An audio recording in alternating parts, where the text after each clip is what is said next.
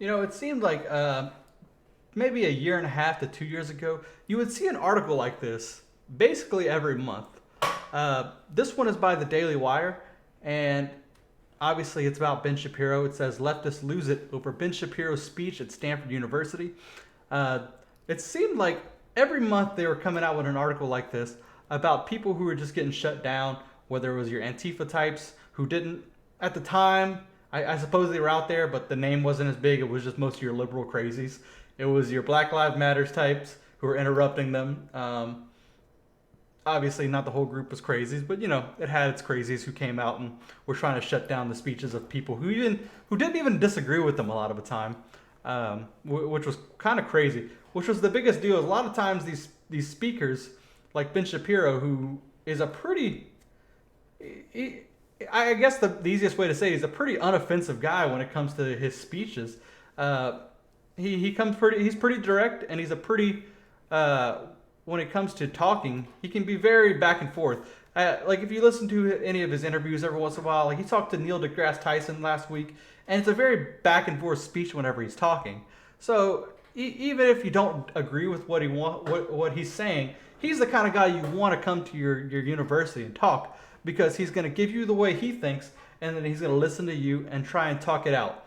Um, at the same time, there was people on the other side of that who weren't looking for a speech. They were looking for a conversation. They were looking to attack, and they were looking to inflame to get this out there that they were getting shut down. Whether you agree with them or not, it was like your Milo Yiannopoulos of the world and your was Gavin McInnes, those kind of people who I wouldn't say I support them, but it was those types getting shut down.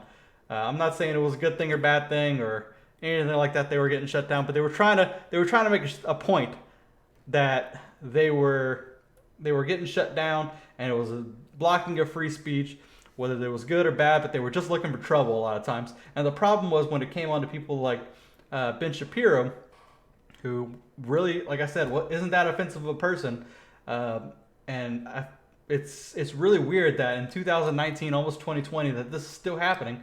And I really hope, as we read this article, that Stanford University does not shut this down, his speech, because he is the kind of guy you want to bring to your school as a speech. In terms of people like, I want to bring forth somebody who doesn't agree with me, but I can have a conversation with, who isn't way out there and is well spoken. This is the kind of guy you want to talk to. Anyway, let me read the beginning and start. It's not a super long article, but there's some fairly good information in it to talk about. The Young America's Foundation has announced that the Daily Wire editor-in-chief Ben Shapiro will be speaking at Stanford University on November 7th, and predictably, leftists are apoplectic, taking to social media to denounce the California school for rolling out the welcome mat to hate. Far-left cartoonist Eli Valley, whose work often builds on anti-Semitic tropes, who has targeted Ben Shapiro in the past with drawings reminiscent of those and appearing in Nazi-era German tabloid Der Stürmer, labeled Shapiro as a hate monger and Stanford Republicans a hate group. In a recent tweet, which of course included one of his signature pen and inks, Stanford College Republicans a hate group, and in the past has brought a Holocaust revisionist and a Jew for Jesus to campus, is now hosting hate monger Ben Shapiro. Flashback to when Nazi eyes called my portrait of Shapiro Nazi-like. So I want to stop right there. I didn't read that one very well, but obviously it's pretty funny when you've got two different people calling each other Nazis. What kind of world are we in now that this is the insults, where we can't get any more?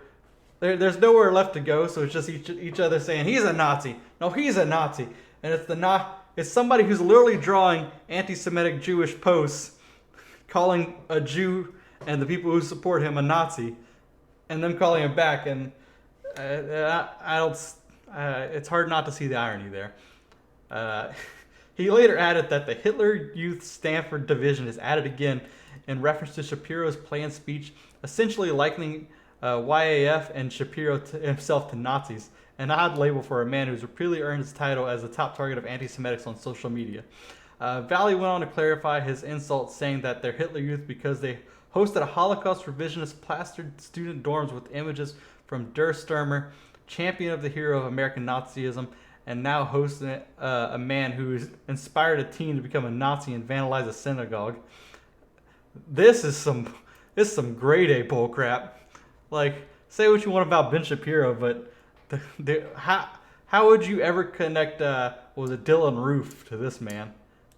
How do you connect the two? He then went on to connect everything back to Republicans and Israel politics in a Kevin Bacon game-like conspiracy theory. Valley is hardly alone, of course.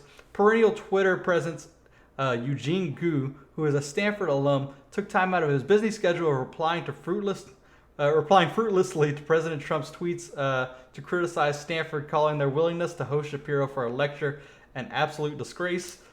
If you don't know who Mr. Gu is, he got his degree from Stanford, got his MD from Duke, and then later on got his surgical residency at Vanderbilt. That didn't last very long. I think it was like 2 years or something like that. He was put on administrative leave and then later let go.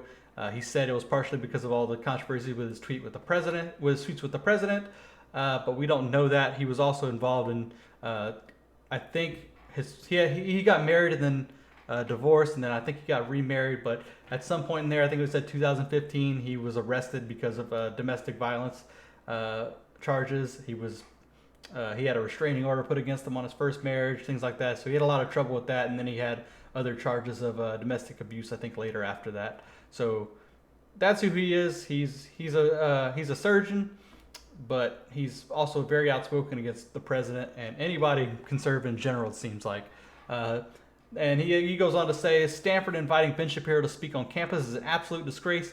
Ben is a dishonest troll with zero intellectual depth and critical thinking skills. He only knows how to inflame and manipulate the media to cover his antics and gain legitimacy through his bullying lies. This is obviously somebody who never listened to Ben Shapiro. So I don't know how much salt this even holds. I highly doubt this man has ever listened to him. He just seems like somebody who's just going to crap on anybody he doesn't like. This was only hours after Gu targeted Shapiro independently, suggesting that Shapiro should be on a psychiatric hold because of a clip from Ben Shapiro's radio program that circulated last week on social media. If you didn't watch the clip, it was Ben breaking down one of the red flag laws and what would they do if somebody came into his house, stuff like that. And this is a tweet. He said, if you can go on Mr. Eugene's Twitter. I wouldn't interact or follow this man if you don't want your brain to explode from being so dumb. But he said, with all the violent gun threats he made, including those against specific individuals and public officers, Ben Shapiro should be under consideration for a 5150 involuntary psychiatric hold and have all his firearms removed from his possession. Gu's tweet does prove partially useful. It does show why civil rights groups and many conservatives object to so-called red flag laws that allow friends and family members to petition the government to revoke someone's Second Amendment rights privileges. Not to be outdone, Stanford's educational elite also got in on the action. Young America's Foundation reports that Stanford professor and co-founder of the campus's anti-fascist group, ironically, David Palumbo Liu, is encouraging Stanford students to follow in the footsteps of Boston University students who circulated a Change.org petition to revoke racist hate-monger Shapiro's invitation to speak. And it's just a picture, you can read that. YAF also notes Palumbo Liu is scheduled to speak on a panel about anti-Semitic boycott, divest, and sanction or BDS movement, which is the BDS, all right, which is being held on campus and could certainly be considered controversial in its own right, just perhaps not by the campus leftists. It's always funny how that comes up. Somebody who can literally be part of the anti-fascist movement or Antifa and be a part of these anti-Semitic boycott groups, which are a different animal all its own. These guys are okay and are fine because the Republicans don't say anything, because the Republican groups or the conservative groups don't care. Not that they're going to show up to these things and have a discussion, which, some of them may, but you have to let these people have their own opinion. And that's the problem these days. It's like the only one side is fine with having the conversation. So when the other side doesn't and they bully them, That's where the issues come in. And in fairness to Palumbo Liu, he does bring up a good point. Stanford has rejected a permanent art installation featuring a quote from Channel Miller, formerly known as Emily Doe, the victim of sexual assault that took place on Stanford's campus. Her attacker, Brock Turner, famously received only 6 months in jail for his crimes because the judge felt Turner was a good kid. He ended up serving only 3, and his bizarre sentence prompted a California minimum sentencing law and the first successful judicial recall in California history. The LA Times reports Stanford censored the quote because certain Stanford students believe the quote to be too triggering for victims of sexual assault and other forms of violence, even though Miller's quote has, the Times reports, changed the way sexual assault is discussed on campus. Instead of allowing art installation to serve its purpose, forcing Stanford students to confront an incident that happened on their campus, Stanford would rather silence Miller. Palumbo Liu thought, though, doesn't seem to see the irony of asking one controversial statement to be allowed but another banned. And I think it's pretty easy just to read this article and see where the irony comes. There's 2 other videos I could make out of this. Just this whole quote thing by itself, which is ridiculous. It's very dumb to try and hide the bad stuff that happens. What happened to her was terrible, and to try and avoid it because it might trigger somebody is you're not helping anybody. Hiding that kind of stuff doesn't help, and when you shut down people who are trying to talk about it, it doesn't help. And it's just crazy how somebody can go around trying to shut down speeches having different, just because you have a different opinion. In 2020 or 2019, it's still October. As you can see, I have all of my decor up already, but I'm saying 2020 because we're basically already there. It's crazy how that can still happen. And I thought we were past this kind of stuff, but I guess not. All right, guys. Tell me what you think over this article. Let me know. Was I right or wrong? All right. Bye. My name is Gavin Lee, and this is my channel, LeeCast. Thanks for watching. I put out videos most days on current events, politics, and more. Please subscribe and give me advice on more of what you'd like to see and help me build this channel into not only a source for all things political and current for you, but also a place less polarized by political insanity, a whole lot more common sense and discussion, and a lot less two-party bias. Subscribe below and comment on what you'd like to see. Thank you.